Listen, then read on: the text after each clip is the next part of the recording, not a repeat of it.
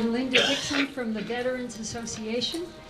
We are delighted to welcome you to our full house. I wonder why that is. Could it possibly be the character of the speaker who is with us today? A few items of business before we get to our program. We have seating up here in the front. So all those people who dreaded sitting in the first row in school, sorry, you're going to have to come up and sit in the first row.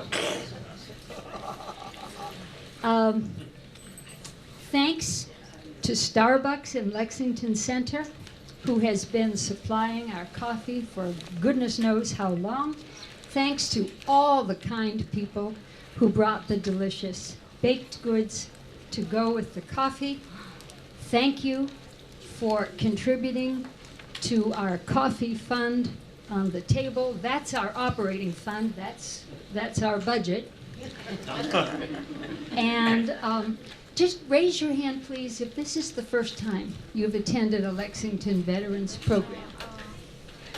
Welcome. We're delighted to have you. We hope it won't be the last time. Before we do our Pledge of Allegiance, we have an interesting video we'd like to show you. It will be followed by the Pledge of Allegiance. So just remain seated.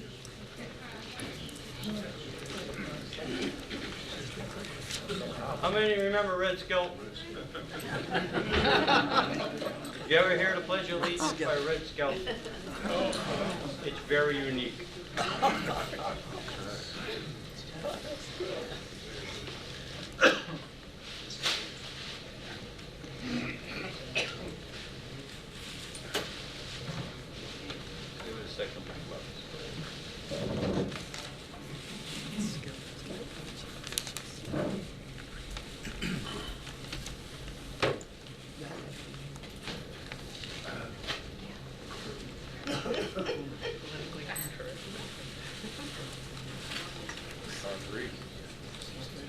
I remember a teacher that I had. Now, I went through the 7th grade. I went to the 7th grade. I left home when I was 10 years old because I was hungry. And I used to, this is true. I'd work in the summer, I'd go to school in the winter. But I had this one teacher, he was the principal of the Harrison School in Vincennes, Indiana. To me, this was the greatest teacher, a real sage of my time, anyhow. He had such wisdom. And we were all reciting the Pledge of Allegiance one day. And he walked over, this little old teacher, Mr. Laswell was his name. Mr. Laswell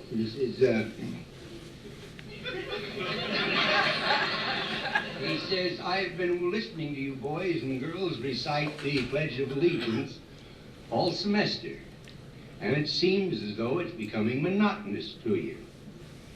If I may I recite it and try to explain to you the meaning of each word. I, me, an individual, a committee of one, pledge, dedicate all of my worldly goods to give without self-pity, allegiance, my love and my devotion to the flag, our standard, Old Glory, a symbol of freedom. Wherever she waves, there's respect, because your loyalty has given her a dignity that shouts, freedom is everybody's job. United. That means that we have all come together. States, individual communities that have united into 48 great states. 48 individual communities with pride and dignity and purpose. All divided with imaginary boundaries, yet united to a common purpose. And that's love for country. And to the Republic, a state in which sovereign power is invested in representatives chosen by the people to govern. And government is the people. And it's from the people to the leaders, not from the leaders to the people, for which it stands. One nation, meaning so blessed by God, indivisible, incapable of being divided, with liberty, which is freedom, the right of power to live one's own life without threats, fear, or some sort of retaliation. And justice, the principle or qualities of dealing fairly with others. For all. For all. Which means, boys and girls, it's as much your country as it is mine. And now, boys and girls, let me hear you recite the Pledge of Allegiance.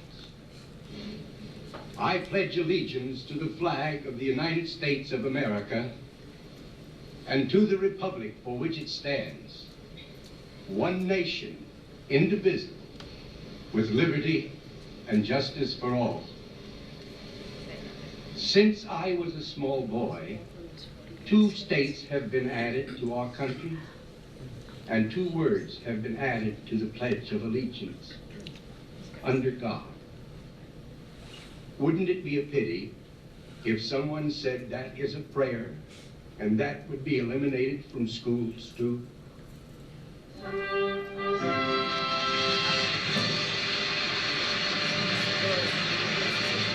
That was 1969. Thought that would be entertaining for you. Thank you. And so with that, please rise, and we will have our Pledge of Allegiance. Bill Stern is here. He will lead us. I pledge allegiance to the flag of the United States of America and to the republic for which it stands, one nation, under God, indivisible, with liberty and justice for all. Well, thanks to Ed Turco for finding that. That was very nice. We just had a wonderful, one sec, congratulations to offer.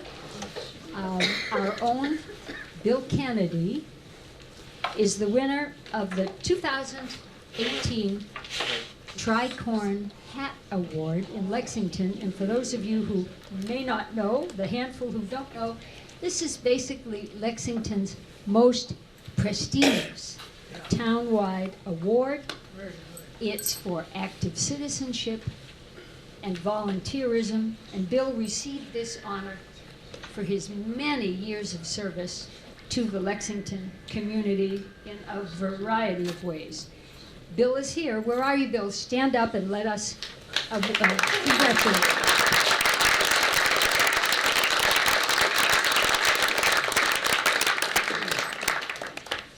Just a couple of other announcements. Tom Summers, who is a major reenactor he's very busy in reenacting, and he's also quite involved out at Fort Devens, wants to just brief us on several very important reenactment activities coming up on the horizon. Tom. Hi, everybody. Here. As Linda said, there's a couple things upcoming I think would be of general interest. This upcoming Armed Forces Weekend, which is in about 2 weeks, the 20th and 21st of this month, at the Fort Devens Museum on Saturday. They have a number of programs, both with World War I and World War II. This is the 100th anniversary also of Camp Devens, back then and now, and later Fort Devens.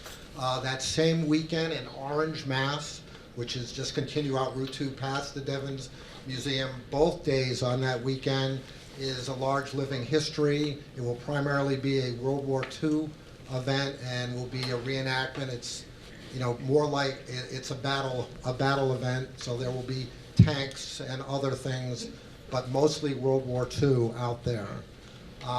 Further this year at the Devens Museum, mid-July, they're having a dance and concert with, I believe it's the 18th Regimental Band reunion there. And the first weekend in August is probably the largest World War I event in New England this year will be there. So any and all of this is free to veterans. Please come out. Thank you, Tom. Thank you. That's quite a bit of activity. Thank you, Tom. We appreciate that. On just a lighter note here, John Rommelfanger just happens to be wearing on his person 2 relics, one from World War I and one from World War II, and he just wanted to mention them and offer to show them off to anybody after the performance. So John, just stand up and tell us what they are. Well, good afternoon, and thank you, Linda. Excuse me. Speak right in. Hold it right up. Okay. First of all, I had some World War II friends, and I learned from them that they had a lot of spare time, and they did things, hobbies. I have a belt buckle, a military brass buckle, with a United States silver dollar soldered on the front of it. And after the talk, if you want to approach me, I'd be glad to show it to you. It's the kind of thing that they did, and among other things, like turning military shells into cigarette lighters, etc., etc. And the other point I want to mention on a different topic is dog tags. If you are a veteran, you have dog tags of your own. And I have mine from when I was in. However, my father was in World War I, and I came across one of his dog tags. And I have it, and I put it on my own necklace. And you're welcome to approach me afterwards, and I'd be glad to show it to you.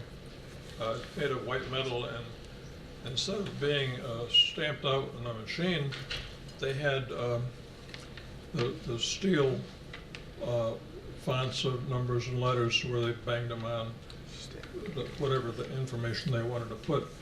And so my father's name is on here, and his religion and birthday or something. So again, if you want to approach me, I'd be glad to share this experience with you. You won't find, you probably won't ever see a World War I dog tag, unless you have one in the family. But, so that's what I have, and I'm around for a while, so approach me if you want to. Okay. Thank you, John.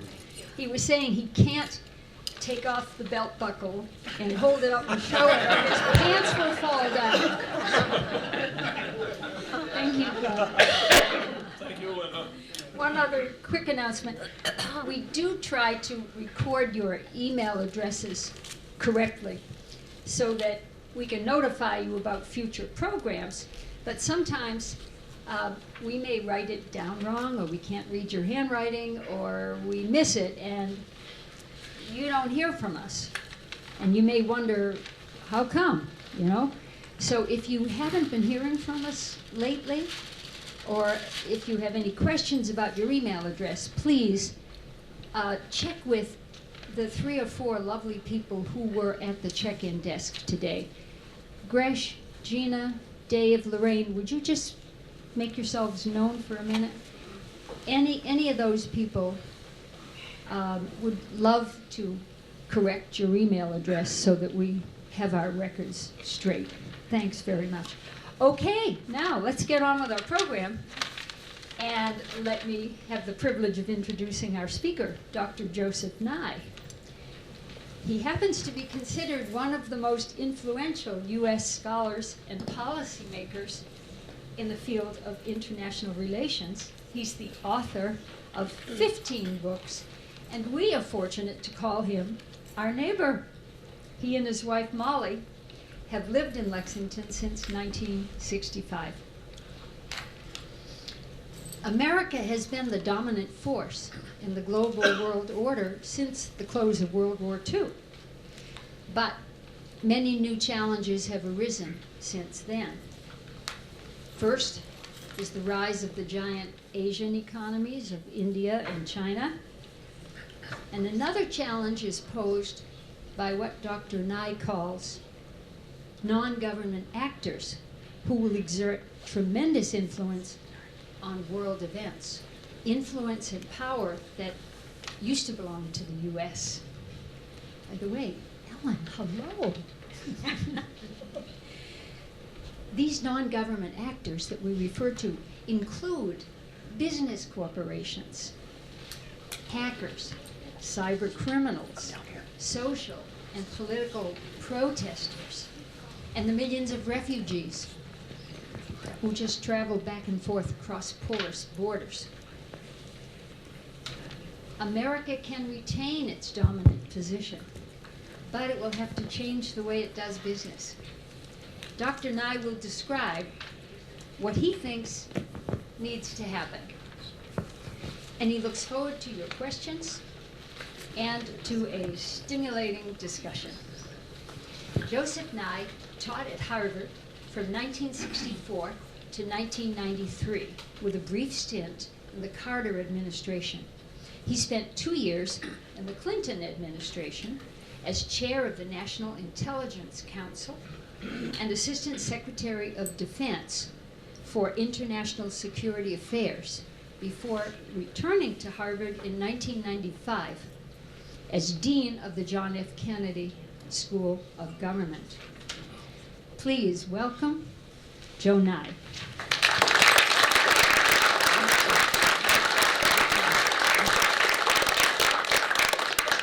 Thank you very much, Linda. It's a real pleasure for me to be able to talk here in Lexington, home, but especially to veterans to whom we all owe so much. So it's a pleasure for me, and appreciate the generous introduction that Linda provided. But I should tell you that when people used to call our house when our 3 boys were young, and they'd say, "Is Dr. Nye there?" One of the boys would always say, "Yes, but he's not the useful kind." So let that be a warning about what I'm about to say. Now, I was going to talk about this question of the American century, use the American century over, and it might help first to know, what does that phrase, the American century, where did that come from? It was actually invented by Henry Luce, the publisher of Time Life, and he used it in 1941. He used it in February 1941, and at that time, nobody was thinking of an American century. We were very firmly isolationist, and Luce invented the term basically to push Americans to think outward, to get involved in the rest of the world. But at the time that he invented the phrase, it was a wish, not a description. Now, if you look at where America has been in the world in terms of American power, it helps to take a 30,000-foot perspective for a minute and say in 1900, the United States becomes the largest economy in the world. In 1917, when Woodrow Wilson sends 2 million Americans to fight in World War I, we tip the balance of power so that the French and the British win rather than the Germans and Austrians. And that was a big departure, because remember, George Washington had left us in his farewell address with the advice of no entangling alliances, and the Monroe Doctrine, which guided us through the 19th century, said, stick to your own hemisphere. So 1917 was a big departure in the sense that it really was the first time that you had massive American armies fighting abroad. But what's interesting is that that didn't make it the American century, because what we did was bring the troops home. The United States returned, having tipped the balance of power, and acted as though we didn't matter that much. And the net result is that nobody took leadership in the 1930s. Britain, which had been the leading country of the 19th century and had been able to provide what you might call global public goods like freedom of the seas and a stable international currency and a relatively open trading system, Britain was too exhausted by World War I to continue this. The United States was the new power, but not willing to live up to it. Our view was, let's get back home, get back to normal. And the net result in the 1930s was what the great British poet W.H. Auden has called a low, dishonest decade. It was a decade that was marked by Great Depression. 1 out of 4 Americans was out of work. It was a decade that was marked by genocide, the Holocaust, and of course a decade that ended with the beginnings of World War II. So going home meant that there was no American century. So when Henry Luce invented this phrase and published it in February of 1941, he was trying to urge upon his fellow Americans that they had to get involved, that this was critical. And that lesson was learned in 1945 and 46 by Harry Truman and others, so-called founding wise men of American foreign policy. And the lesson was that once you become the largest power, the largest country, if you don't stay involved in providing some degree of international order, nobody else will. And that the situation will deteriorate, and that will help the wrong people and hurt us. And that lesson comes clear in 46 when the British say to the Americans after World War II, we're broke. And in 47 they say to the Americans, we can no longer protect Greece and Turkey from Soviet aggression in the Eastern Mediterranean. And Harry Truman announces what's called the Truman Doctrine, that we will step in and provide the forces and the aid that will create that kind of stability. A year later, in 1948, you have the Marshall Plan, by which we realize that a stable, prosperous Europe is in our interests as well as the European interest. In 49, we start the North Atlantic Treaty Organization, NATO, which provides a framework of security which exists to this day. And in 1950, with the Korean War, Harry Truman sends American troops to fight under UN banner to repulse the North Korean aggression across the 38th parallel. A decade later, in 1960, Dwight Eisenhower creates a U.S. security treaty with Japan. And what's interesting is that those decisions, which really launched the American century, those decisions meant that instead of after World War I bringing the troops home, we left the troops abroad as part of an alliance system. And it's interesting that those troops are there to this day. Not the same individuals, obviously, but not even the same units in some case. But it does mean that those particular places are places which have been alliances which have been in place for 70 years. That's quite an accomplishment. By and large, that has been an unquestioned premise of American foreign policy until last year, 2016. For the first time in 2016, we saw a candidate of a major political party call into question the alliance system. But it's interesting to see that since he's come into office, President Trump has essentially decided NATO is not obsolete, but has now said that NATO still has a role to play. So that alliance system has been crucial. While we've disagreed as Americans about various foreign interventions like Vietnam or Iraq, there hasn't been disagreement until last year about this basic premise of what Truman created after 1945. And we'll have to see how that plays out. One question is what happens internally in American public opinion. The other is what happens externally, the rise of other powers, and where are these two things going to intersect.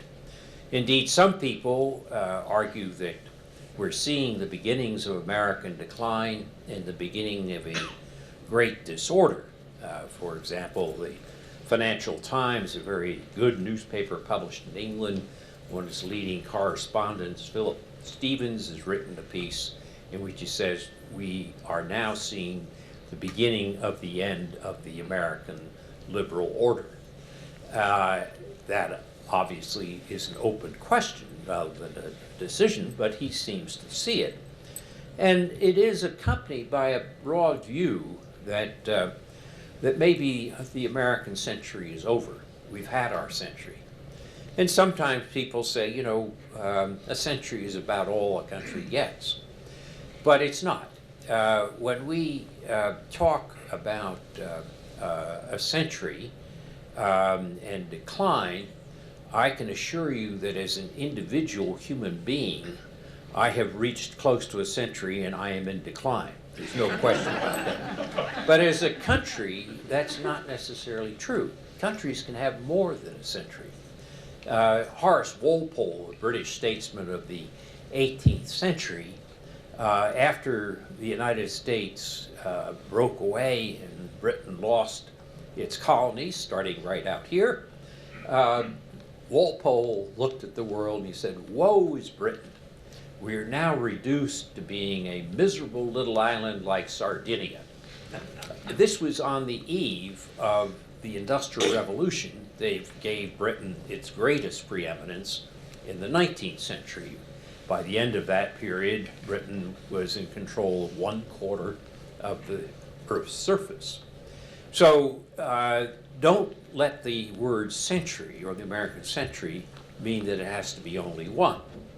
But it still raises the question of, are we in decline and will we have a second century? Now, when you talk about decline, you want to make a distinction between two different senses of the word decline: absolute decline and relative decline. And it's also worth putting this into perspective. The Americans have always worried about our decline. If you start, as we did with the Puritans in Boston coming to New England to create a better way to worship God than what they left behind in England, then you've set yourself such a high standard that you're bound to be anxious of whether you're living up to it, and you keep worrying about decline. So going all the way back to the original Puritans, you can see anxiety in John Winthrop and others about, are we in decline? And when the founding fathers create the American Constitution, the end of the 18th century, there's also worry about decline. Remember, at that time, a republic, to go back to the Pledge of Allegiance, was a rare thing, and monarchies were standard. And the view was that we were creating a republican form of government, but when the founding fathers looked back and said, what's the precedent? They'd look at the Roman Republic and they realized that the Roman Republic didn't make it. It declined. And right from the start, people like Hamilton and Washington and Madison were worried about the prospects for decline. So the United States has a long history of thinking it's in decline.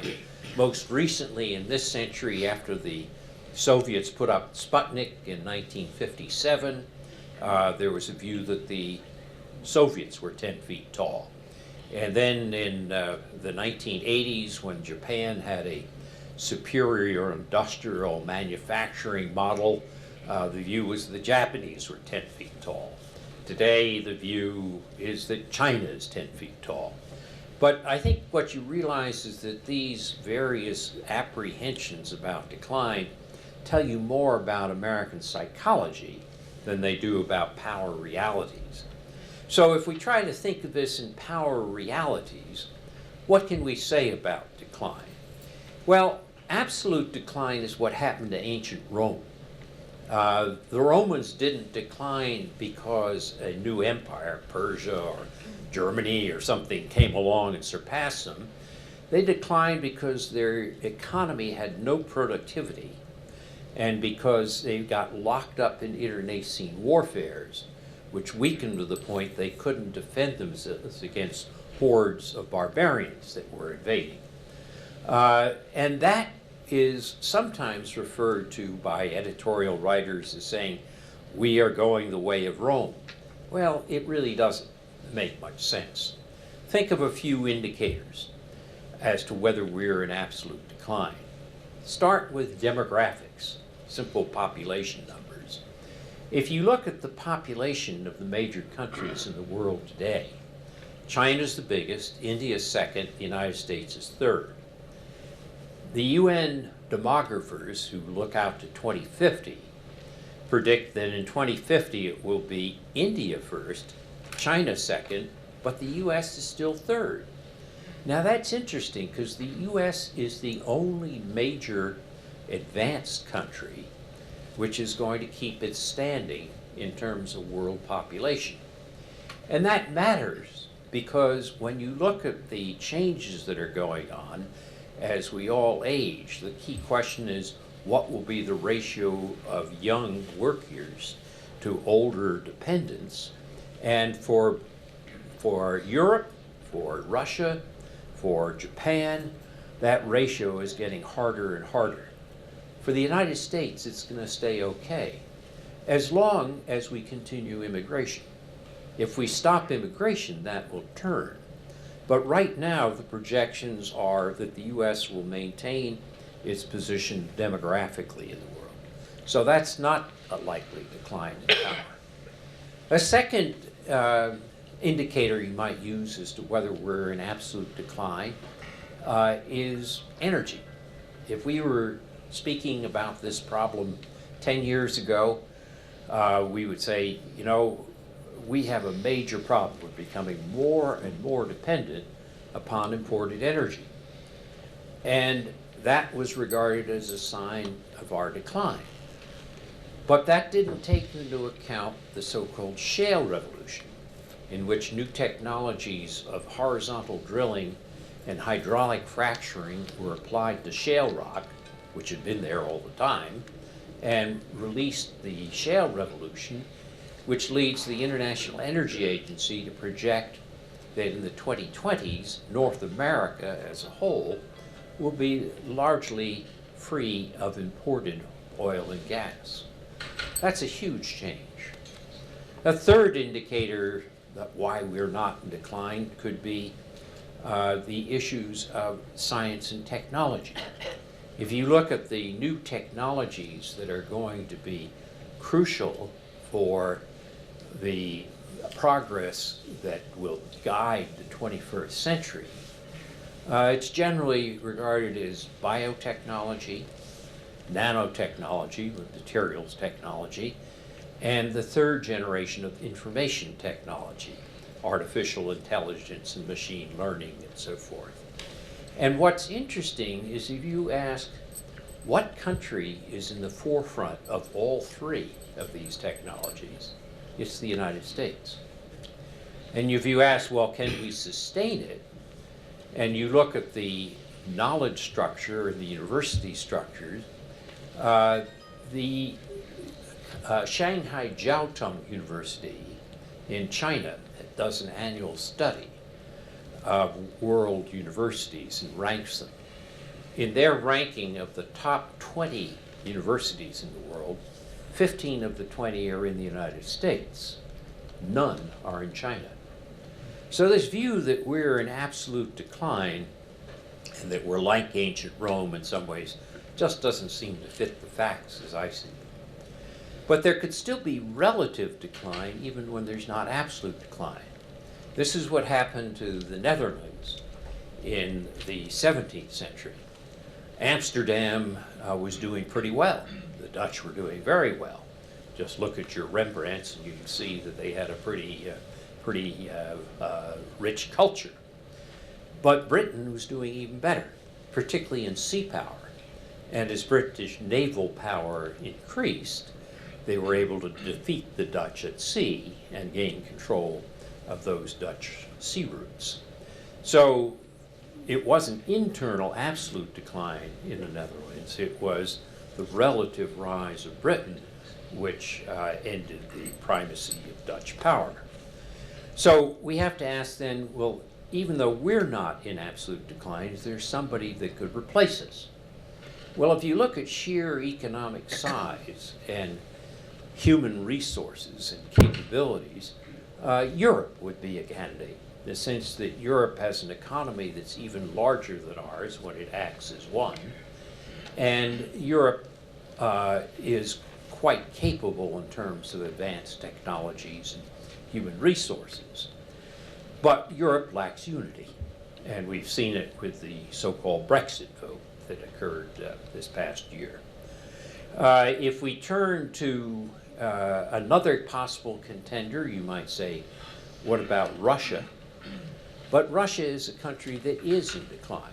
It has the capacity to destroy us because of its nuclear arsenal left over from the Cold War.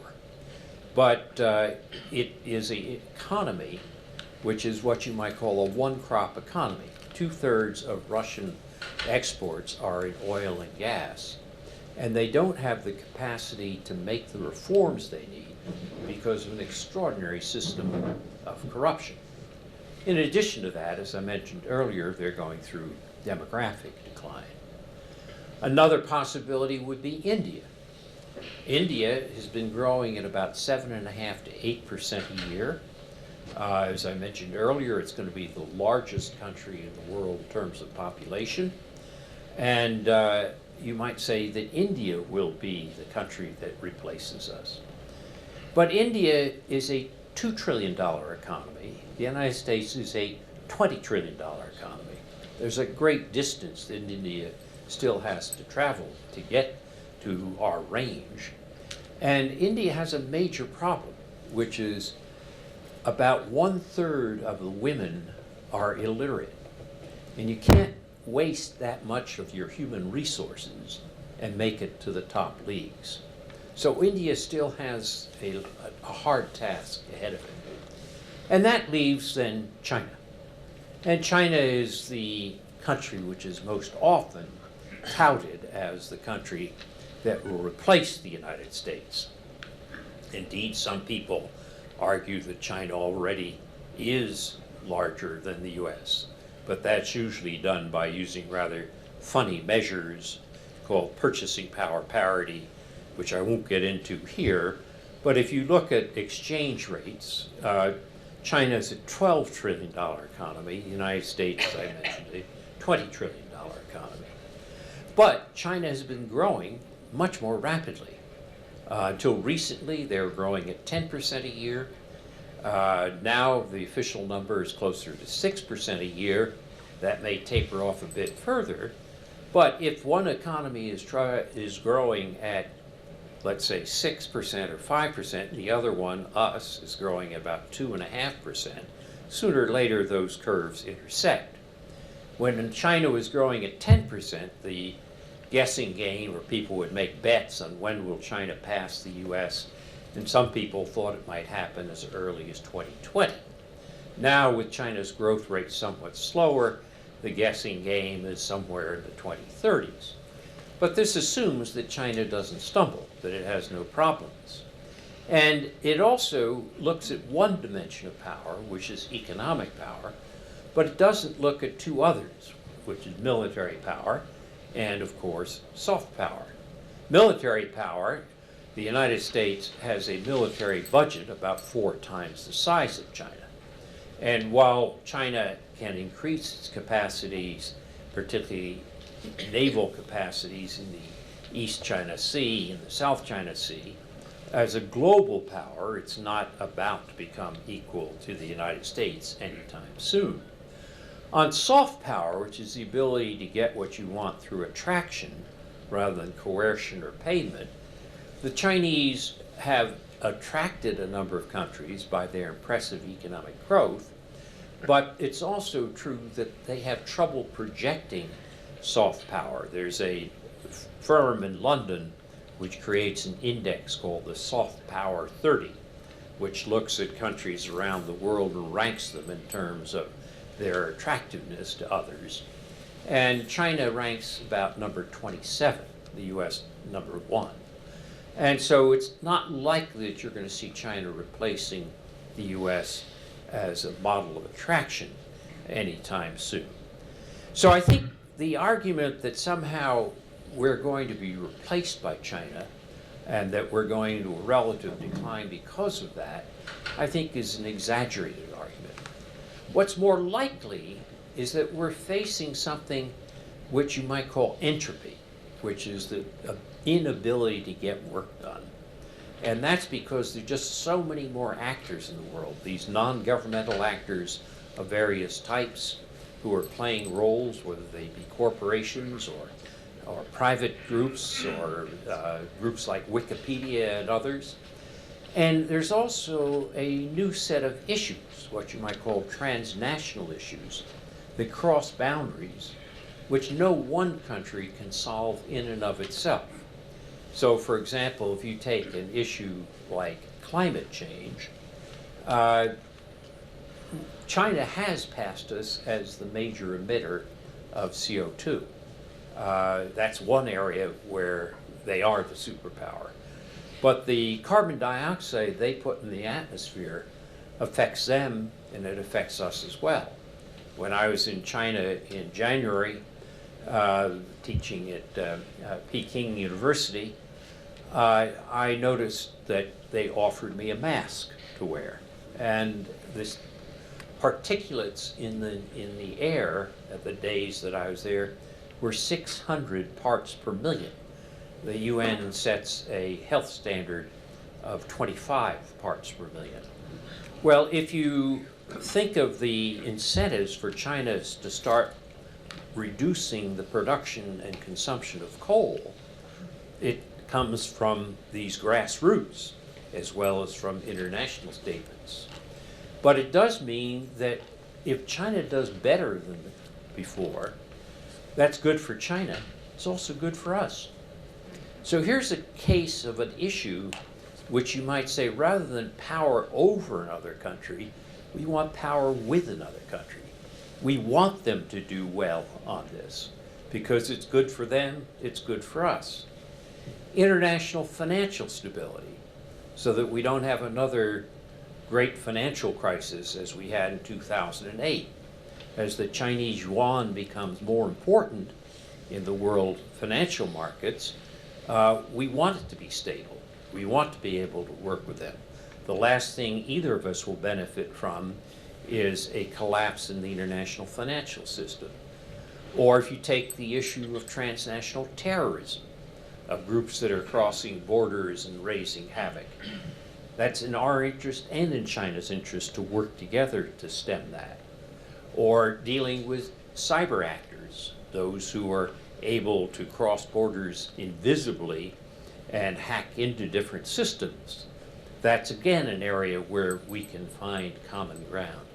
So our thinking about the future with China is not just can we defeat them in the South China Sea if there's a dispute over freedom of navigation. We also have to ask, can we work with them at the same time on dealing with issues like climate change or issues like transnational terrorism or international financial stability? And if we can't, are we at risk of running into another 1930s situation? In other words, if we can't think of ways to work with others to help deal with these new types of problems, we may find that nobody can deal with them.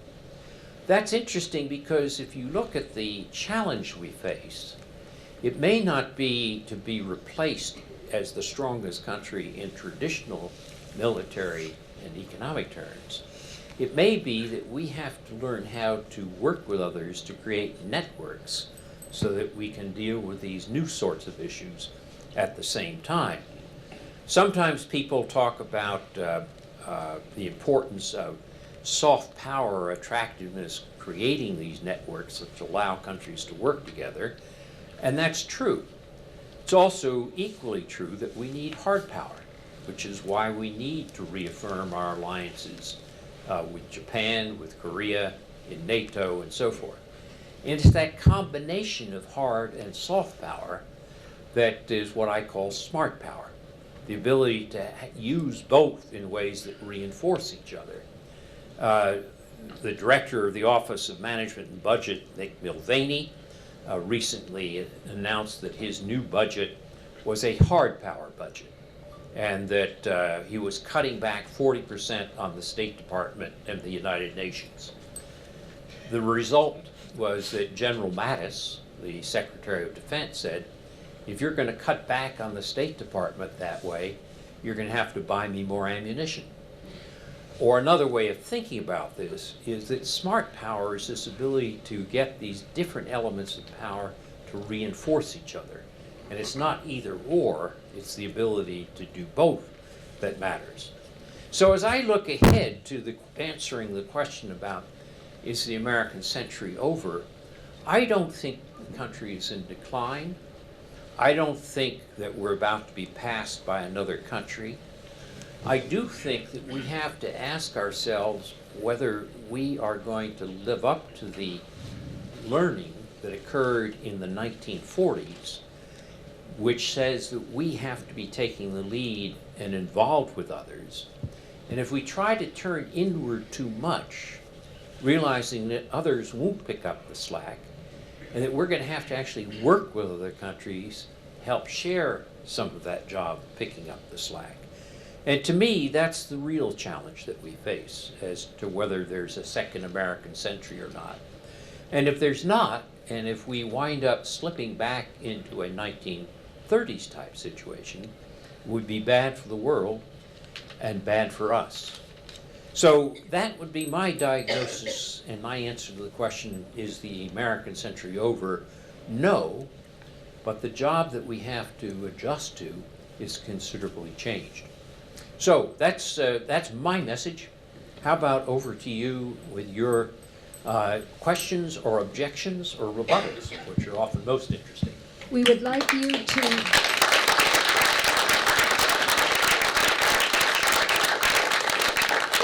use the microphone. So, hey, Gresh, would you do this half of the room? Yes. I'll do this half. Somebody here had a hand up. Who did? Jim? Yeah. You take the first one, and then we'll go. You mentioned a cooperative approach to maintaining dominance, if you would. Our NATO partners are not exactly living up to their fiscal responsibilities, and how does one get our NATO partners to have the same realization that we might have about what it takes to maintain order? Mm-hmm. Well, I think it's appropriate, Jim, that you asked the first question, since you were the person who asked me first to do this. But there is a problem, which is, if you look at NATO, there's a general commitment to spend 2% of the gross domestic product on defense. And probably only about 5 countries do that. On the other hand, if you look at a country like Germany, which doesn't spend a full 2%, it has been heavily involved in tasks that are out of area, like Afghanistan. The Germans have spent a lot of money and a lot of troops on training missions for the Afghan army, a long way away from Germany.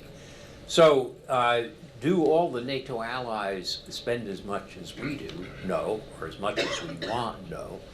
But they do pull a good share of the load. And I think it's appropriate for us to complain and push to get NATO allies to do more. But I think we would be shooting ourselves in our foot if we said that if they haven't made 2%, we're going to pull out, or that would be, I think, counterproductive. Joe, the next question over here. A question on North Korea and China, and how we can influence China to influence North Korea to end its arms race. Well, that is a very tough one. The North Korean situation is a real leftover from the Stalinist 1950s. I mean, the idea that you have the third generation of what's in effect a dictatorial monarchy in a so-called communist country seems like a contradiction in terms. But they have been able to, the Kim regime has been able to curtail any sorts of dissent. and to prevent this thing from there should be a revolution, but there hasn't been. And the United States has wrestled with this for some time, including the prospect of using military force. When I was in the Pentagon in '94, we looked carefully at the idea of a preemptive strike against the Yongbyon reprocessing facility, which is making plutonium, which eventually went into North Korea's nuclear weapons. But as we looked at it, we realized that North Korea had 15,000 artillery tubes within 30 miles of Seoul in the DMZ, dug in. And they could easily destroy Seoul. So we were deterred from a preemptive strike, not by their nuclear weapons, but by their conventional capability. That hasn't changed to this day. So that as we look at the situation today, people say, why don't we just take them out? Well, we looked at that, and it's not that easy. So then the second thing you say is, okay, if we can't do this militarily, for the reasons I said, well, we'll get the Chinese to do it for us. The problem is we've been saying that to the Chinese for 20 years, and the Chinese have said, we don't like the North Koreans, we don't want them to have nuclear weapons, but there's one thing we dislike even more, which is chaos on our borders. And if the North Korean regime collapses and it leaves us with chaos on our borders, that's even worse for us. So the Chinese, you push them and they do a little bit here and a little bit there, but whether they're really going to solve this problem for us is unknown. When President Trump met with President Xi Jinping at Mar-a-Lago about a month ago now, he said to Xi Jinping that he might go easy on some of the trade sanctions that he threatened against China if China would do more to help on North Korea. It's not clear what that's going to mean. Will the Chinese actually be willing to cross this principle that has bothered them, which is not having the regime collapse? And what's more likely is that the Chinese will lean on the North Koreans to have a de facto freeze on the testing of both rockets and nuclear weapons. But that will be one where the North Koreans could reverse it, and we won't have any guarantees about it.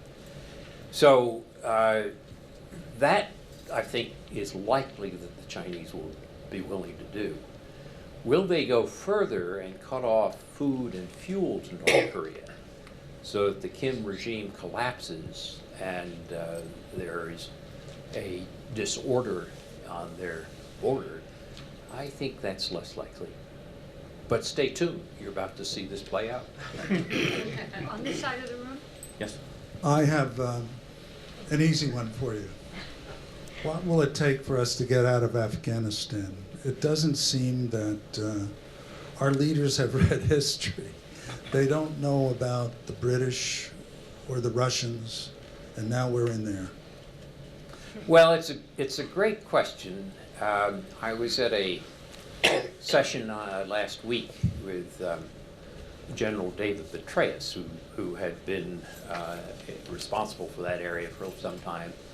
And his argument is that if you try to leave too quickly, you're going to wind up with a situation in which Afghanistan will again become a sanctuary for terrorist groups, whether it be ISIS or Al-Qaeda.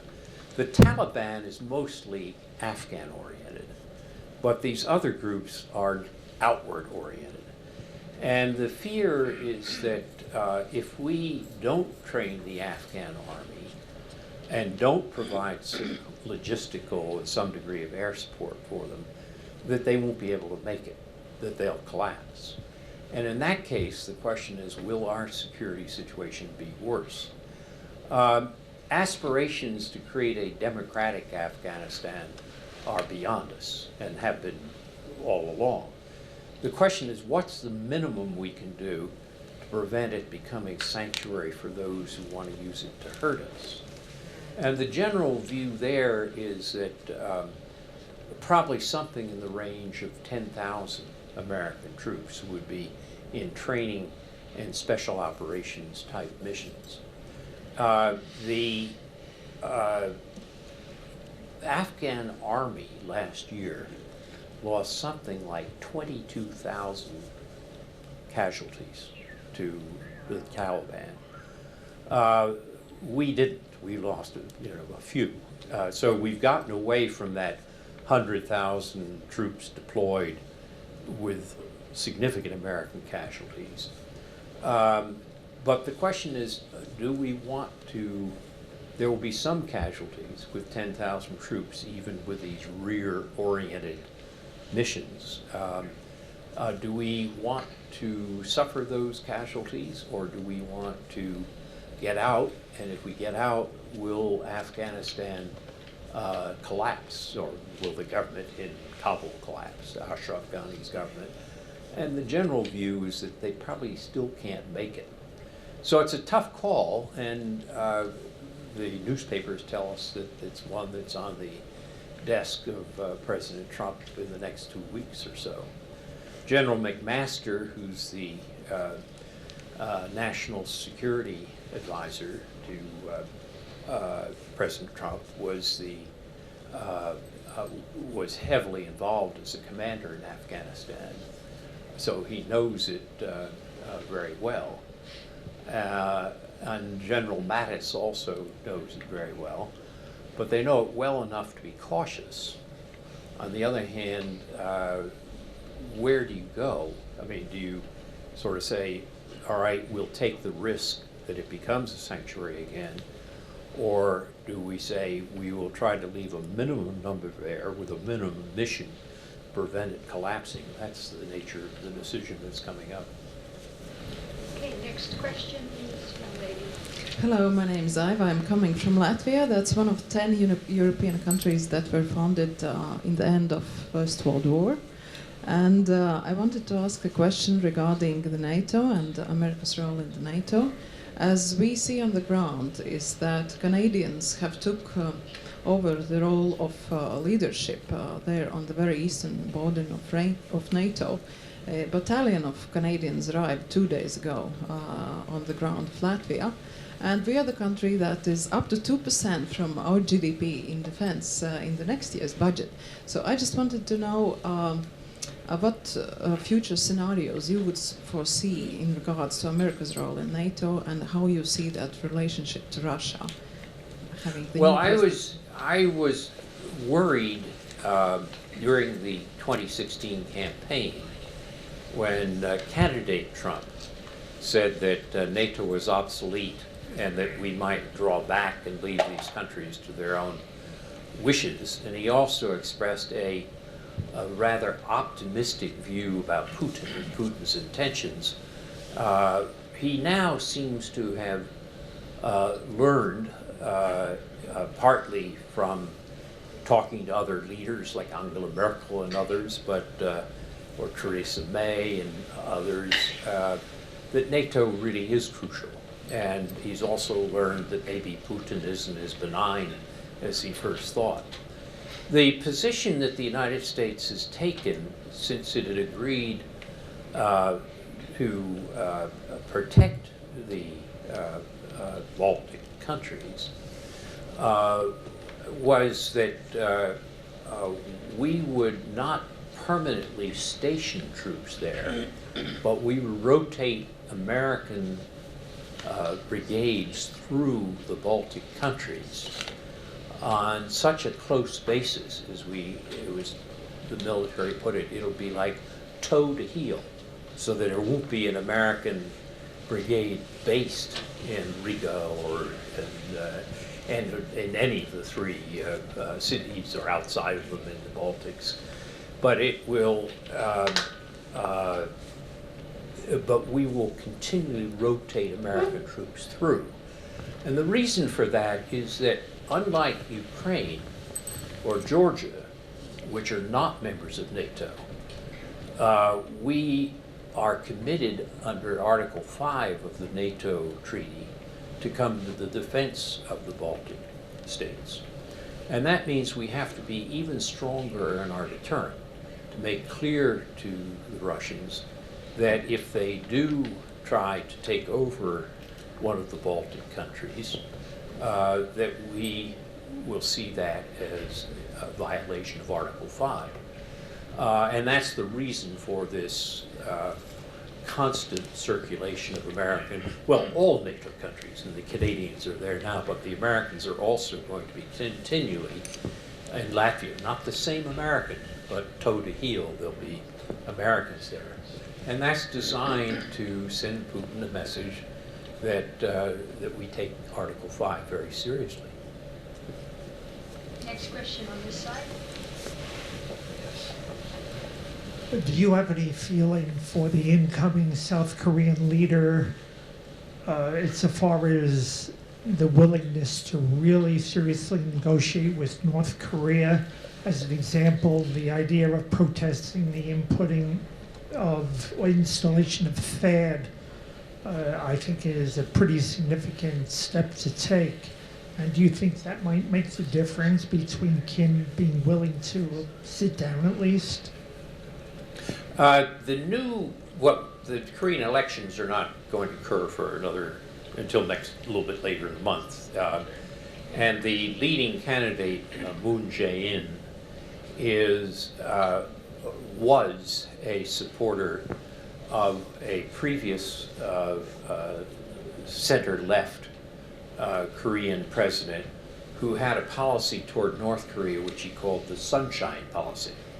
And the argument is, rather than taking an extra tough view toward North Korea, you try to have more trade and exchanges with them, and the argument that would do more good than the extra tough position. At the same time, before she was impeached, President Park Geun-hye agreed that the American Theater High Altitude Defense System, THAAD, would be deployed in North Korea. Moon Jae-in has said during the campaign that he would revisit this, but he wasn't sure. He thought they would go ahead. The THAAD system has already been deployed. The Chinese are the ones who are objecting to the THAAD system because they say the radar can look into Chinese territory.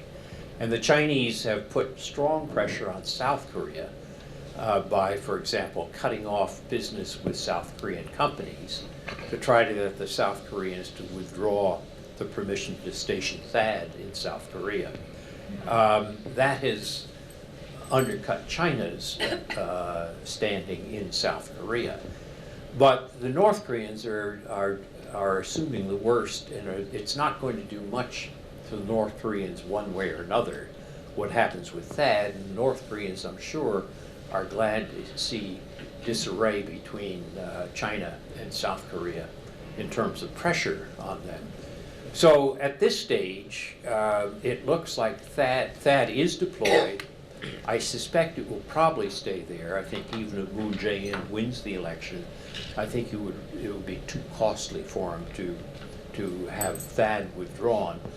But whether he will try another sunshine policy, I suspect that's going to be harder. He'd have to show that there's some reasonable prospect that Kim Jong-un would not take him to the cleaners in terms of taking. It's like fishing with a bait. The fish likes to bite off the worm and leave you with a bare hook. And I think that that was the example of the previous sunshine policy and the fears that would be again. So I'm not sure either of these, THAAD or sunshine policy, is going to make a difference.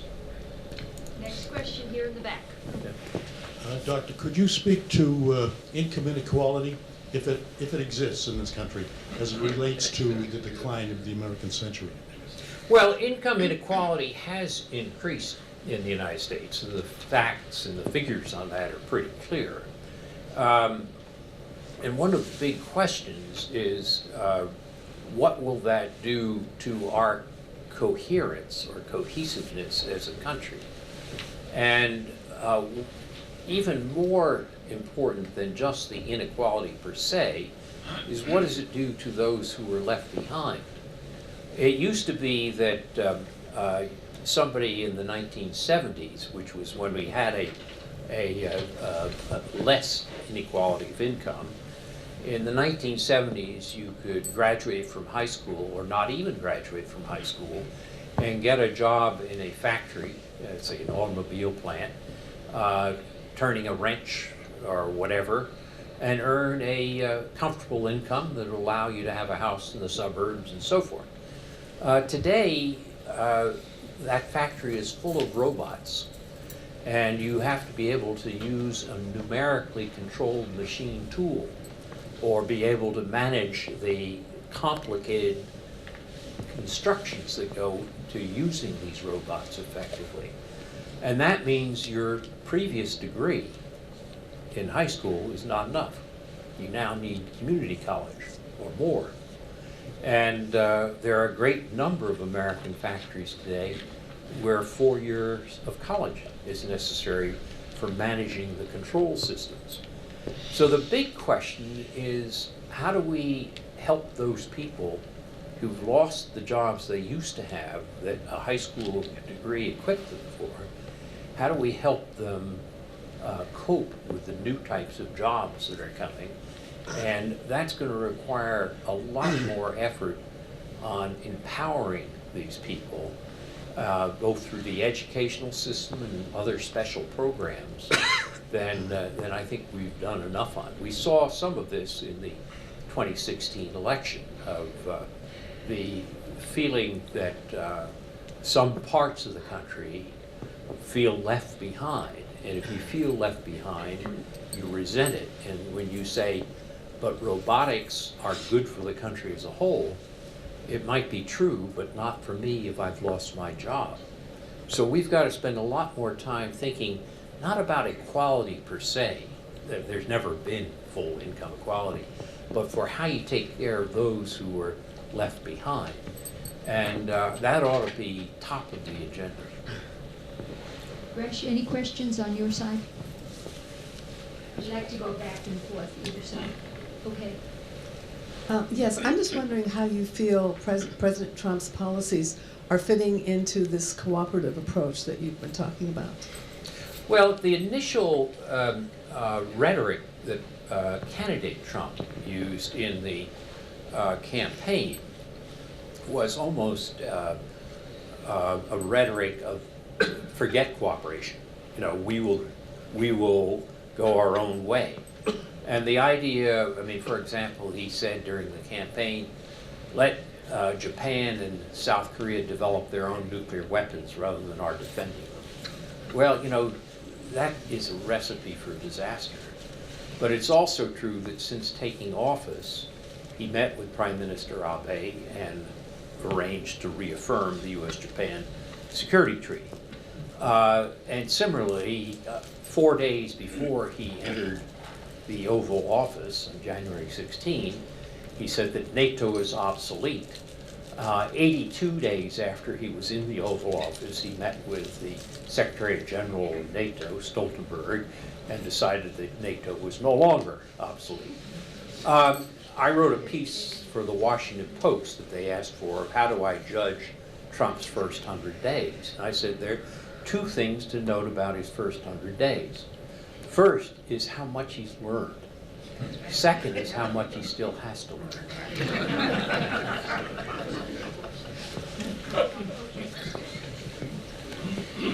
Yeah.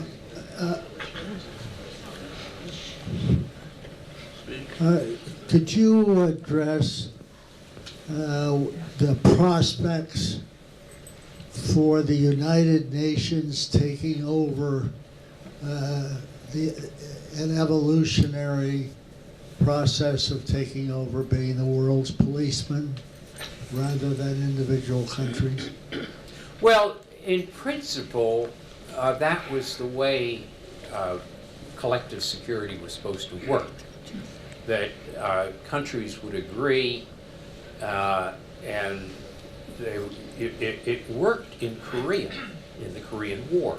That was a UN force that rebuffed the North Koreans. But the reason it worked in 1950 was because the Soviet Union was boycotting the Security Council because we were recognizing the wrong China from their point of view. When they boycotted the Security Council, that meant we could get a resolution passed by the Security Council to authorize a UN force to rebuff the North Korean invasion. The Russians learned immediately you don't boycott the Security Council. And from then on until 1990, they never made that mistake again.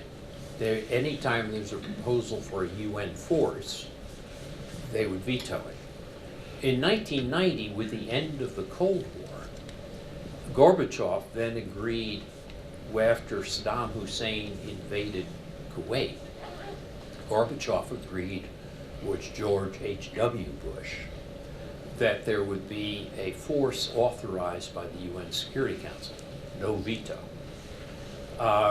But that's the last time that collective security worked.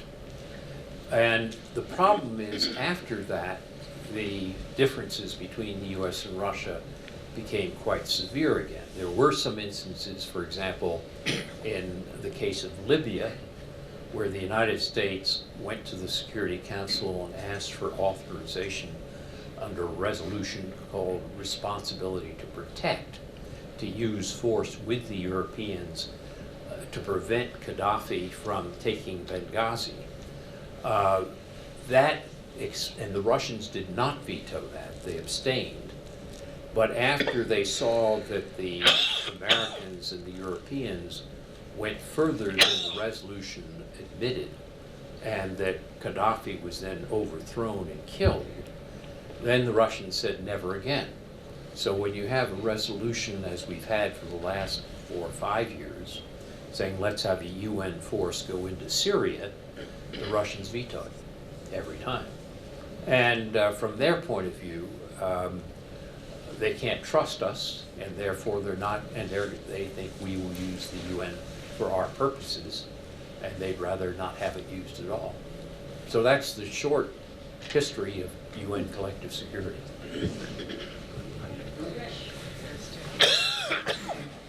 Thank you. I understood your answer about how important it is to address the education issue in the United States. But is that only a domestic problem, or what is the effect that it has on, for example, our potential in the future to be strong internationally if we have a large percentage of our population that is not productive and not involved? Well, I think it's a tremendously important. At the top of the American educational system, as I indicated in that university ranking, we still are top in the world. And that means we will get certain trained scientists and engineers who will keep us on the forefront. And what's more, we'll be able to supplement that with immigrants who've gone to American universities and have American degrees. So we won't necessarily lose our cutting edge in terms of being at the forefront of, let's say, artificial intelligence or whatever. But we will lose some of the coherence that we need as a nation, some of the feeling of to go back to Red Skelton, united. And if we are disunited, then the ability to produce in our political system coherent policies becomes a lot less. There's an interesting book that's still on the New York Times bestseller list by an author named J.D. Vance called Hillbilly Elegy. And Vance grew up in southern Ohio and northern Kentucky, and he describes the problems of a culture that's been left behind, where the factories close and the jobs aren't there, and people turn to drugs and opioids and basically as he puts it in the beginning of the book, in a phrase that caught my attention, is I grew up surrounded by welfare queens and not one of them was black. And he's referring, of course, to Ronald Reagan's criticism of African American welfare queens. He's saying, look, here's a whole section of white, not college-educated people who don't have the opportunities or jobs they had in the past, and they're basically a deteriorating culture. That's a serious problem, even if it doesn't prevent us from creating a Silicon Valley where Google or Amazon is at the forefront. In other words, we have two very different worlds going on, and we're going to have to be able to deal with both at the same time. Much as we want to go on for a great deal longer, after this gentleman asks his question, we'll only have time for a couple of more questions, one from each side of the room. Okay? Go. Hurry it up. Do you foresee a day when China asserts total control over the South China Sea? And if so, what would the consequences be for the United States? Well, the South China Sea is in dispute between the United States and China now, but I don't think it needs to be a situation of war. There are half a dozen countries that claim one or another of the 50-odd rocks, reefs, and atolls in the South China Sea. And the Chinese drew a line around the whole South China Sea that they called the 9-dash line, saying that this is a historical fishing area of ours. That was taken to the International Tribunal of the Law of the Sea in the Netherlands last year. And the Law of the Sea Tribunal said China can't claim the whole South China Sea. And it signed the Law of the Sea Treaty. Once it did that, it had to forego all those historical claims. But it said this is about the waters of the sea, not about these rocks, reefs, and atolls. Now, under the Law of the Sea Treaty, a rock, a reef, or an atoll, as opposed to a natural island, has no rights to a territorial sea or to an extended economic zone.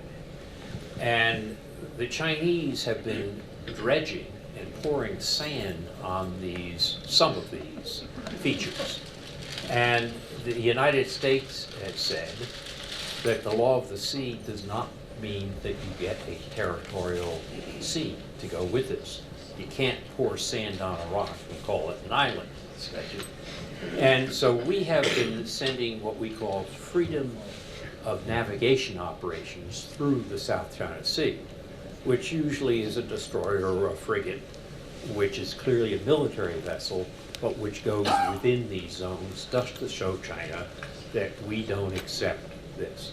On the other hand, we've also said that we take no position on the sovereignty of the rocks, reefs, and atolls. If you want to go pour sand on Mischief Reef, you and the Philippines have an argument. You don't have an argument with us.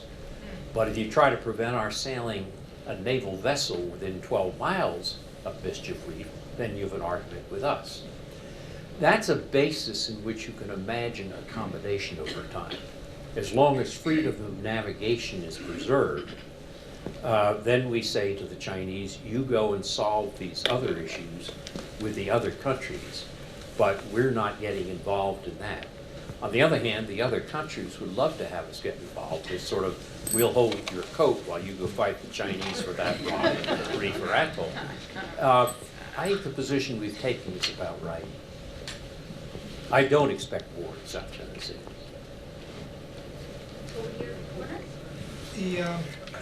The nature of war is probably always changing, but now, since Vietnam especially, it seems to be shifting more and more toward special operations, community building, and more recently toward cyber warfare and information warfare. Do you think that we are responding adequately in those areas, and do we need to continue to emphasize those areas? Well, the United States has done a great deal in terms of tailoring special operations toward these types of conflicts. On the other hand, special operations forces are not full-time occupation forces. I mean, they're essential, but they're not the only thing you need. There's also the question of how do you deter in the cyber age. I've just written an article in a journal called International Security, if you're interested, called Deterrence in the Cyber Age. And I won't go through it all for you now. But I think the key question is for us to use traditional concepts in a way which adjusts to these new technologies. The Defense Department now has something they call the third offset, which is to say, can we develop capacities in artificial learning and other areas of cyber technologies more rapidly than China and others, so that we'll keep not an absolute advantage, but a rolling advantage. So are we aware of this? Absolutely. Are we investing in it? Yes. Will it work? I don't know. We'll have to see. Well, I think we've maybe worn him out. Are you willing to say? Well, there's a little while? one more of it. Okay, the last one. You're it. Okay, Hang thank on. you. Real short. Can you? Wait a minute. Here's the mic. Your views on Iran and its position in the Middle East. Okay, good. Real Okay, short. Iran. Oh, that's about an hour's answer. Iran is a problem, but the agreement that was reached, while far from perfect, puts off Iranian nuclear weapons for 10 to 15 years. And it has an International Atomic Energy Agency inspection team, which allows us to see whether they're living up to it or not. We'd be lucky if we had something like that with North Korea. And President Trump has announced that it's a terrible agreement, but he hasn't yet disavowed it. So we don't know what he's going to do. It's interesting that General Mattis, the Secretary of Defense, has said that he thinks we ought to keep the Iranian agreement. So how well will, I mean, if we break the Iranian agreement, the Europeans won't, and the Russians won't, and we'll be isolated. So the question is, if we keep the agreement, can we deal politically with the Iranians to prevent them from exercising too much influence over neighboring Shiite countries? And that's where the problem stands now.